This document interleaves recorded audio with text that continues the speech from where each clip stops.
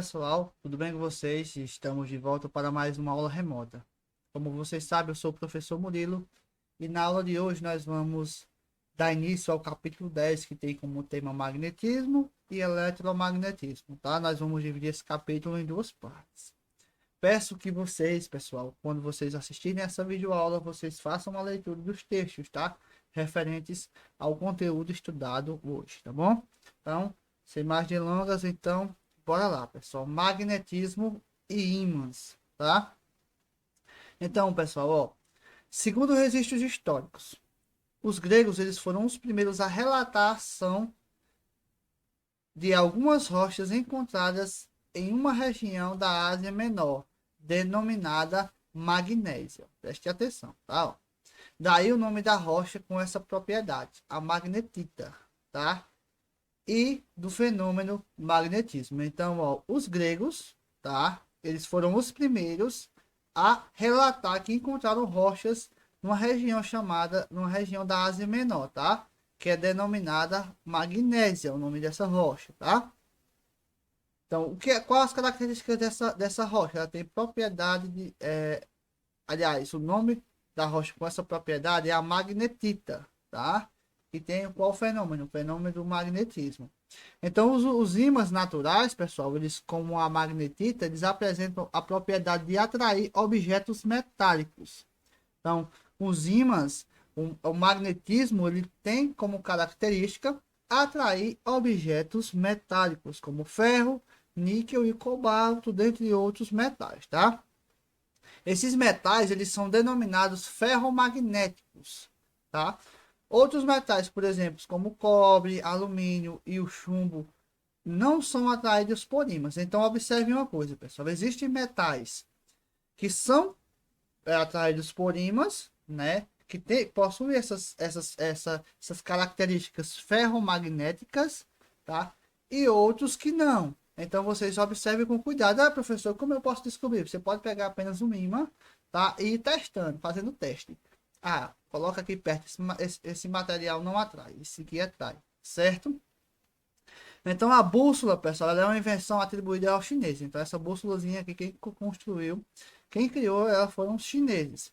Então ele é um instrumento que é um instrumento de orientação que vai utilizar o ímã, tá? Então os chineses, eles perceberam que um pequeno pedaço de ímã natural em forma de barra, suspenso por um fio ou flutuando sobre um pedaço de cortiça em água, aliava-se na direção norte-sul da Terra, tá?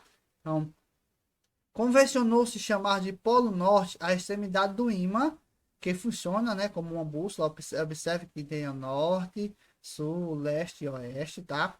Que aponta para a região geográfica do norte e do Polo Sul, extremidades opostas, que aponta para a região geográfica do sul. Então, por se tratar de ímãs, esses polos são caracterizados como polos magnéticos, tá? Então, no ímã, nós temos aqui como polos magnéticos, tá? O norte e o sul. Existem os polos norte magnético e existe o polo norte geográfico, que a gente vai já entender o porquê, qual a diferença de cada um, tá? Então, observe aqui, ó. Neste livro, representaremos a extremidade da agulha que aponta o polo norte geográfico da Terra em vermelho e a extremidade oposta em azul, né? O contrário. Seguindo aí, turma, nós temos campo magnético. Então, vamos entender um pouquinho do que seria esse campo magnético. Então, o ímã, ele cria ao seu redor uma região de influência magnética denominada campo magnético. Então, ao redor de um ímã aqui, ó, ele vai criar uma influência magnética, que essa influência ela é chamada de campo magnético. Então, como eu posso visualizar esse campo? Então, eu posso, pessoal, ó, utilizar ao redor do ímã, né, limalha de ferro. O que é essa limalha de ferro? É o pó de ferro, né, chamado pó de ferro. Então, a forma como a limalha se distribui permite a representação do campo magnético através de linha de ação de sua força em torno do ímã, tá? Então, observe, pessoal, ó, que nós temos aqui um campo magnético formado, tá? Por um ímã de barra. Veja só, observe, ó, que eles vão saindo de um ponto para o outro. Observe a malha de ferro. e nós temos um campo magnético formado por um ímã em forma de U, tá? Então, sempre ele vai fazer essa conversãozinha, norte, sentido norte, sul, tá? Então, vamos lá. Outra maneira de verificar essas linhas é percorrer com uma bússola, tá? O contorno do ímã. Então, a agulha da bússola vai se orientar segundo as linhas de campo que passam por ela, pois ela é, na verdade, um pequeno ímã. Então, a bússola também é um pequeno ímã e a gente consegue descobrir, né, essas linhas de influência, né, que formam o campo magnético, tá? Observem aqui, pessoal. Com base nessas observações, foram criados modelos, né, com o campo magnético. Que esses modelos eles são representados por linhas orientadas, que é possível perceber com o uso de limalhas de ferro, como descrito no texto anterior. Então, essas linhas elas representam a ação da força desse campo. Então, as linhas, essas linhas aqui que vocês podem perceber, ó, elas representam, tá, a ação dessa força no campo, né, de campo. Então, o que é essa força de campo? É que age sem a necessidade de contato. Então, elas, se você aproximar de malhas de ferro, independentemente de você tocar o pó de ferro na no ímã, esse ímã ele vai atrair, você apenas encostando, colocando perto, né? No, digamos que no âmbito do campo magnético, ele vai atrair essas limalhas de ferro, tá? Então, ó, essas linhas elas são denominadas linhas de indução magnética. Vocês lembram lá quando a gente estudou no processo de eletricidade a questão da indução, que você aproximaria e transferiria elétrons do corpo eletrizado para o corpo menos eletrizado? Então, a indução funciona dessa mesma forma, a indução magnética. Então, a partir do momento que você aproxima as limalhas de ferro do ímã, esse ímã ele vai atrair essas limalhas de ferro, tá? Então, a orientação dessas linhas por conversão, né, parte sempre do polo norte magnético no sentido do polo sul magnético, tá bom? O campo magnético da Terra. Então, colocando-se sobre uma mesa algumas bússolas afastadas umas das outras, observa que todas elas estarão alinhadas na direção norte-sul. Tá? Esse fato indica que a Terra cria um campo magnético ao seu redor que interage com o campo criado pela bússola. Observem aqui, vamos voltar à imagem. Observem em vermelho o norte, em azul o sul, tá? Então, ó, norte, sul, norte, sul, tá bom? Então, ó, as bússolas elas se alinham na direção norte-sul, indicando que há um campo magnético ao redor da Terra. Então, observe. Quais são as possíveis causas? Uma das possíveis causas desse comportamento magnético da Terra pode estar relacionada às camadas mais próximas do núcleo e ao próprio núcleo do planeta, onde há uma concentração muito grande de níquel e ferro.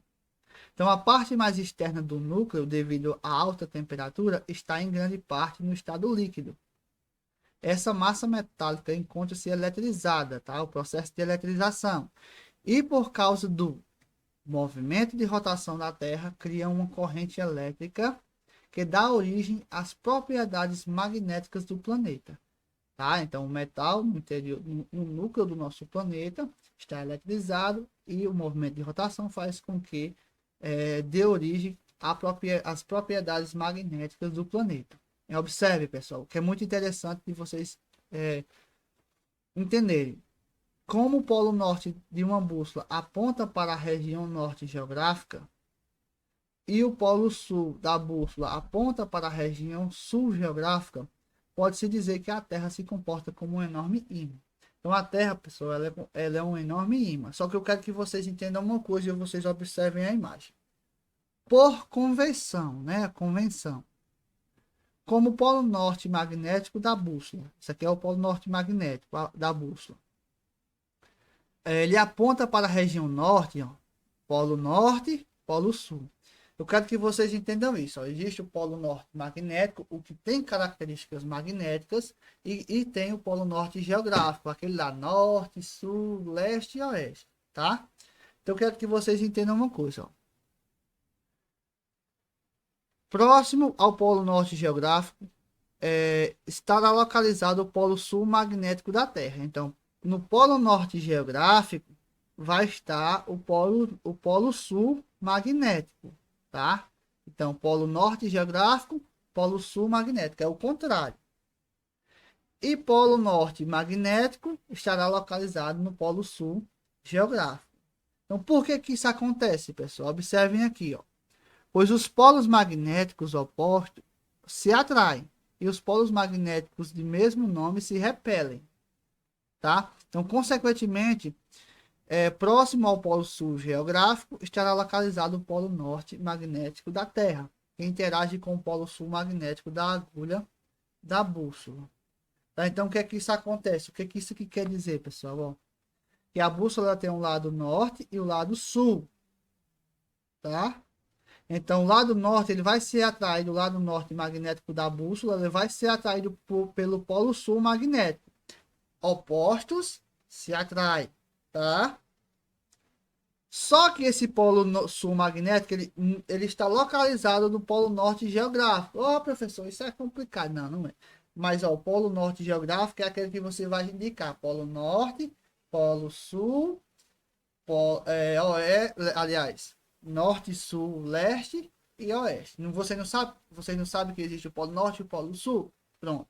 Então vocês têm que entender que o polo sul e o polo norte magnético, ele é diferente do polo norte e polo sul geográfico, tá bom? Então, quando se falar que a bússola está apontando para o polo sul magnético, significa dizer que ele está no polo norte geográfico, tá? Quando se falar que a bússola está apontando para o norte magnético, significa dizer que ela está no polo sul geográfico, tá bom? Então, turma, espero que vocês tenham entendido. Qualquer dúvida, vão lá no privado e me chamem, tá certo? Então, fiquem com Deus.